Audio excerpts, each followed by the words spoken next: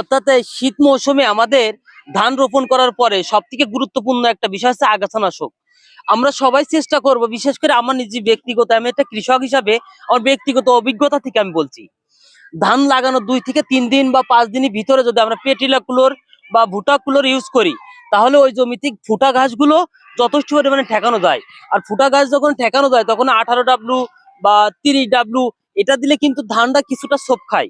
ওটা আমরা প্রথম চান্সে না দিই, যদি পরবর্তীতে দেখি যে অনেক ঘাস যেরকম চেঁচো, ঘেসু, বিভিন্ন কচু আছে এইসব যদি ফোটে, আমরা চেষ্টা করবো সেই সময় ওইটা 18W বা বেশি যে পাওয়ারফুল ওষুধগুলো আছে ওইটা ব্যবহার করার জন্য। আমরা সবাই প্রথম চেষ্টা করব পেটিলা কুলোর বা ভুটা কুলোর দিয়ে ঘাসটা ঠেকানোর জন্য, যাতে ফুটা ঘাসগুলো না ফোটে। সবাই ভালো থাকবেন। আমাদের মত আমরা কি রকম বললাম বা যদি দ্বিমত থাকে আমাদের কমেন্ট বক্সে জানাতে পারেন। অফিসার আসলে ঠিক বলছি তো? না, এটা ব্যবহার করলে প্রথমে যদি বোটাকুলোর এবং যদি আপনার ওই পেটিলাকুলোর ব্যবহার করা হয় তাহলে দালে কিন্তু ছোপ খায় না প্রথম অবস্থায়, এবং ফোটা ঘাসগুলো নিবারণ করা যায়। পরবর্তীতে যদি বেশি ঘাস হয় তখন আর কি ঠান্ডা এটা মাথায়, ব্যবহার করবে। ঠান্ডা মাথায়। ঠিক আছে, সবাই ভালো থাকবেন।